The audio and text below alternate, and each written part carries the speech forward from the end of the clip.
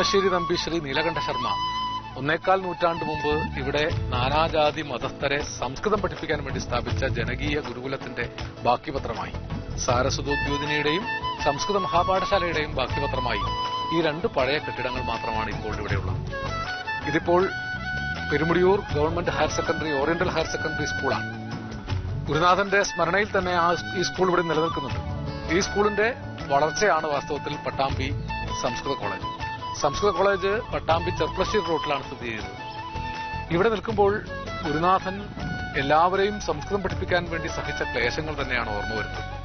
നാനാജാതി മതസ്ഥർക്ക് സംസ്കൃതം പഠിക്കാം എന്ന് വിളംബരം ചെയ്തിട്ടും താഴെത്തട്ടിലുള്ള ജാതിക്കാർ സംസ്കൃതം പഠിക്കാൻ തയ്യാറായില്ല. അവർ വരുന്നതിനെ യാഥാസ്ഥിതികർ എതിർത്തു എന്ന് മാത്രമല്ല വളരെ ശക്തിയുക്തം തോൽപ്പിക്കാൻ ശ്രമിച്ചു. സാമൂതിരി രാജാവുമായിട്ടുള്ള അടുപ്പം ഉപയോഗിച്ച് ഗുരുനാഥൻ എല്ലാ ജാതിക്കാരെയും സംസ്കൃതം പഠിപ്പിക്കാം എന്ന് അർത്ഥം വരുന്ന വിധത്തിലുള്ള ഒരു അനുമതി പത്രം നേടിയിരുന്നു. ആ അനുമതി പത്രം കാണിച്ചിട്ടും താഴെത്തട്ടുള്ളവർക്ക് പഠിക്കാനുള്ള സൗകര്യം ഉണ്ടായില്ല. പലരും വരുന്നതിന് യാഥാസ്ഥിതികന്മാർ തടസ്സമുണ്ടാക്കി. തെക്കൻ തിരുവിതാംകൂറിൽ അക്കാലത്ത് നവോത്ഥാനം ശക്തിപ്പെട്ടു കഴിഞ്ഞിരുന്നു. ശ്രീനാരായണ ഗുരുവിന്റെയും അയ്യങ്കാളിയുടെയും നേതൃത്വത്തിലുള്ള അടിത്തട്ടിലെ ജനത മുന്നോട്ട് വന്നു കഴിഞ്ഞിരുന്നു. ഗുരുനാഥൻ ശ്രീനാരായണ ഗുരുവിന്റെ സഹായവും തേടി. അതനുസരിച്ച് ഗുരുനാഥന്റെ വിദ്യാലയത്തിലെ ജനകീയ ഗുരുകുലത്തിൽ ജാതി തടസ്സങ്ങളില്ലാതെ സംസ്കൃതം പഠിക്കാൻ വേണ്ടി തെക്കൻ തിരുവിതാംകൂറിൽ നിന്ന് ധാരാളം താഴ്ന്ന ജാതിയിലുള്ള ആളുകളിലൂടെ വന്നു. ഒരുപാട് ആളുകൾ ഈ വിദ്യാലയത്തിലൂടെയാണ് പ്രബുദ്ധരായത്. ഈ പഴയ ക്ലാസ് മുറികളിൽ ഇരുന്ന് പഠിച്ച ആളുകളുടെ നിര കേട്ടാൽ ഇന്ന് നാം അത്ഭുതപ്പെട്ടു പോകും. ഉള്ളാട്ടിൽ ഗോവിന്ദൻകുട്ടി നായർ, കുറുവാന്തൊടി ശങ്കരൻ എഴുത്തച്ഛൻ, കല്ലന്മാർതൊടി രാമുണ്ണി മേനോൻ, ചെറുളിയിൽ കുഞ്ഞുണ്ണി നമ്പീശൻ, വിദ്വാൻ CS Nair, കുട്ടികൃഷ്ണമാരാര്, KP നാരായണപിഷാരടി, PG Pattambi, MP Sankunni Nair, Asainar വൈദ്യർ തുടങ്ങി ജാതിയും മതവും വർണ്ണവും വർഗവും വ്യത്യാസമില്ലാതെ മഹാകവി P കുഞ്ഞിരാമൻ നായർ അടക്കമുള്ള കവികൾ, എത്രയെത്രയോ പ്രബുദ്ധരായ സമൂഹം ഈ വിദ്യാലയത്തിലെ ക്ലാസ് മുറികളിൽ നിന്നാണ്. ഈ പഴയ ക്ലാസ് മുറികൾ ആ പഴയ പ്രബുദ്ധ സ്മരണയാൽ ഇപ്പോഴും ചൈതന്യവത്താണ്. ഇവിടെ നിൽക്കുമ്പോൾ ഗുരുനാഥൻ തോറ്റി ഉണർത്തിയ വിദ്യാഭ്യാസത്തിലൂടെ വളർത്തിയെടുത്ത ചിന്താവിപ്ലവത്തിന്റെയും നവോത്ഥാന ശക്തിയുടെയും ഒരു മഹാചരിത്രമാണ് സ്പന്ദിക്കുന്നത്, നാം അറിയുന്നത്. ഈ കാൽച്ചോട്ടിൽ മനുഷ്യന്റെ ഉണർവിന്റെയും മനുഷ്യന്റെ മുന്നേറ്റത്തിന്റെയും ചരിത്രം ഇപ്പോഴും സ്പന്ദിച്ചുകൊണ്ടിരിക്കുന്നു.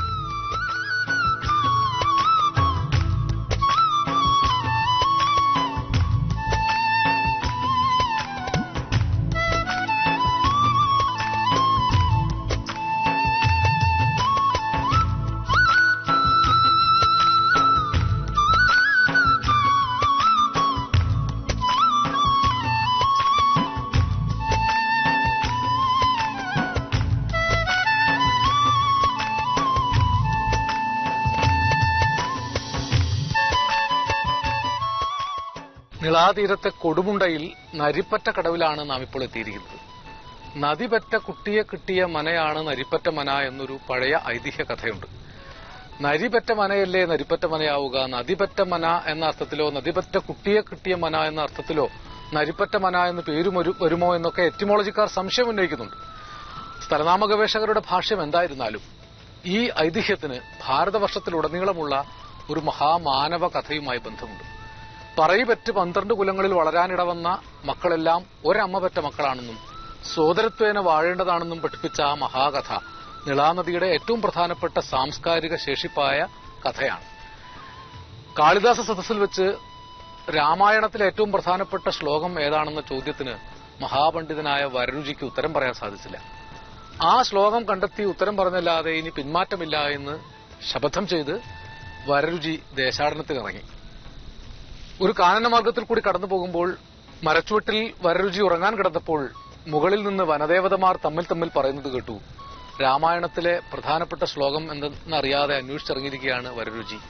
താതം ദശരഥം വിദ്ധിം മാം വിദ്ധി ജനകാത്മജം അയോധ്യാമടവിം വിദ്ധിം ഗച്ഛ താത യഥാസുഖം എന്ന ശ്ലോകത്തിന്റെ അർത്ഥം എന്താണെന്നറിയാതെ, ശ്ലോകം എന്താണെന്നറിയാതെ യാത്ര പുറപ്പെട്ട ഈ വരരുചി ഇവിടെ അടുത്ത് ഇന്ന് ജനിച്ച പറയക്കുടിലെ പെണ്ണിനെ കല്യാണം കഴിക്കാൻ ഇടവരും.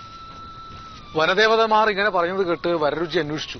അപ്പോൾ അടുത്തൊരു പറയക്കുടിലിൽ ഒരു കുട്ടി ജനിച്ചതായി അറിഞ്ഞു. ആ പറയ പെൺകുട്ടിയെ അപ്പോൾ തന്നെ ഒരു തോണിയിൽ കയറ്റി അവിടെ നിന്ന് ഒഴുക്കി വിട്ടു എന്നാണ് കഥ. ഒരു പെട്ടകത്തിലാക്കി പുഴയിലൊഴുക്കപ്പെട്ട ആ കുട്ടി പുഴയിലൂടെ ഈ കടവത്ത് വന്ന് അണഞ്ഞുവെന്നും കരയിലുണ്ടായിരുന്ന നരിപ്പറ്റ മനക്കാർ ആ കുട്ടിയെ കണ്ടെത്തി വളർത്തി എന്നുമാണ് കഥ. അങ്ങനെ മഹാവിദുഷിയായി വളർന്ന ഈ പെൺകുട്ടിയെ പിൽക്കാലത്ത് വരരുചി കണ്ടുമുട്ടാൻ ഇടവന്നു. യാദൃച്ഛികമായി നരിപ്പറ്റ മനയിൽ വന്നു ചേർന്ന വരരുചി ഈ പെൺകുട്ടിയുടെ വൈദുഷ്യം തിരിച്ചറിയാൻ ഇടവരികയും അവളെ വിവാഹം കഴിക്കുകയും ആ വിവാഹത്തിൽ 12 മക്കളുണ്ടാകുകയും ചെയ്തു എന്നതാണ് പന്തിരുകുല മഹാകഥയുടെ രത്നച്ചുരുക്കം. പ്രസവിച്ച ഉടനെ ഓരോ കുട്ടിക്കും വായുണ്ടോ എന്ന് വരരുചി ചോദിക്കും.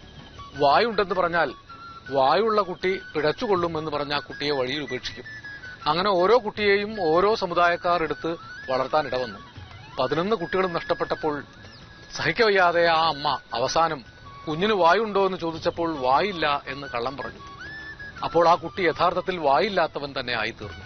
അങ്ങനെ 12 കുലങ്ങളിൽ വളരാനിടവന്ന മക്കൾ മേഴത്തോൾ അഗ്നിഹോത്രി, രചകൻ, ഉളിയനൂർ തച്ചൻ, പിന്നെ വള്ളോൻ, വായില്ലാ കുന്നിലപ്പൻ, വടുതല മരുവും നായർ, കാരക്കൽ മാത, നേരെ നാറാണഭ്രാന്തനുടൻ അകവൂർ ചാത്തനും പാക്കനാരും, ചെമ്മയേക്കേൾ ഉപ്പുകൂറ്റൻ, പെരിയ തിരുവരങ്ങത്തെഴും പാണനാരും.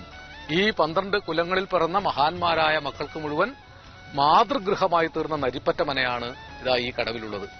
ഇവിടെ തോണിയിറങ്ങി നാം നടന്നു ചെല്ലുന്നത് നരിപ്പറ്റ മനയിലേക്കാണ്. പന്തിരുകുല കഥയുടെ മാതൃഗൃഹം, കേരളത്തിലെ ആദിമ നരവംശങ്ങൾക്ക് മുഴുവൻ മാതാവായി തീർന്ന സാക്ഷാൽ പറയിപ്പെണ്ണിന്റെ പഞ്ചമിയുടെ ഗൃഹം, നമ്മുടെ മുഴുവൻ മാതൃഗൃഹം. ആ മാതൃഗൃഹത്തിലേക്കാണ് ഈ കടവിൽ നിന്ന് നാം പോകുന്നത്.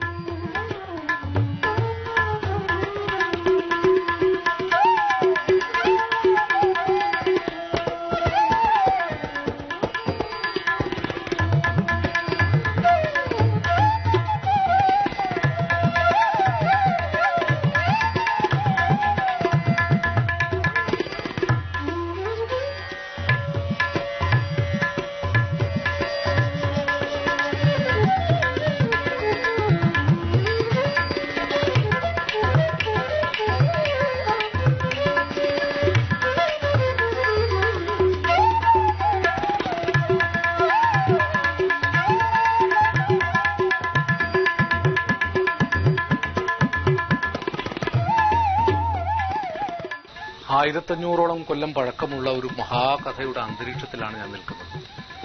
ഈ ഭവനത്തിന് അത്രയും കൊല്ലങ്ങളുടെ പഴക്കം ഉണ്ടായിക്കൊള്ളണമെന്നില്ല.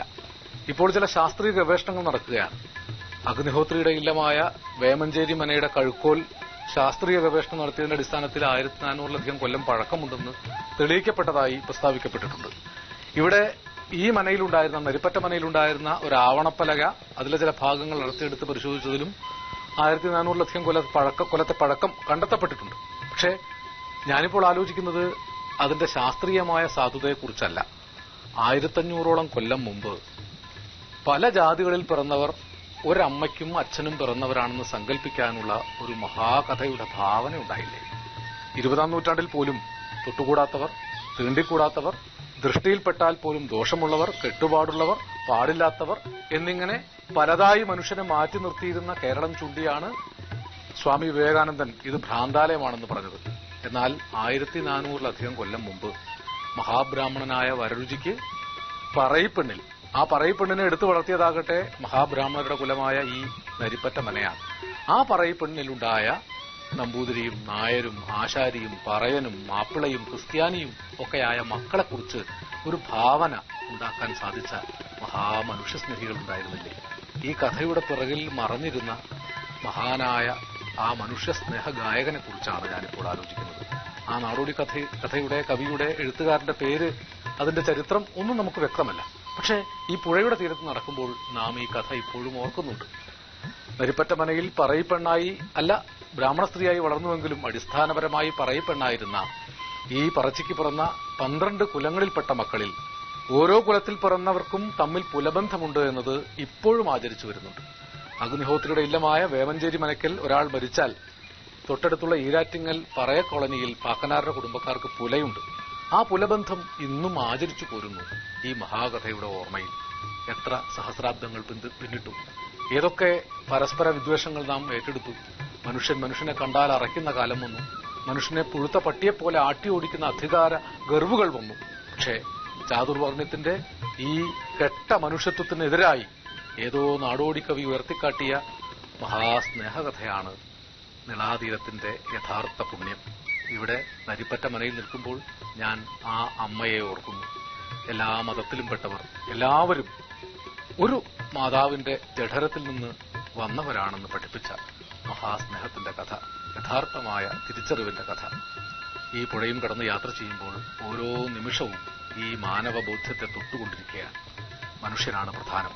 മനുഷ്യൻ അവൻ പരസ്പരം സ്നേഹിക്കുന്ന ഒരു സംസ്കാരം വളർത്തിയെടുത്തില്ലെങ്കിൽ ഒരുപക്ഷെ നമ്മുടെ നാട് തന്നെ, നമ്മുടെ ഭൂമി തന്നെ ഇല്ലാതായി പോകും. ആ കഥയാണ് നിള ഏതാണ്ട് നനഞ്ഞ സന്ധ്യയിൽ എന്നോടിപ്പോഴും പറഞ്ഞുകൊണ്ടിരിക്കുന്നത്. ഇവിടെ മഴയായി പെയ്യുന്നതും കാറ്റായി ഒഴുകുന്നതും മാവായി പൂക്കുന്നതും കഥയായി പടരുന്നതും പന്തിരുകുല മഹാകഥയുടെ മനുഷ്യത്വം തന്നെയാണ്.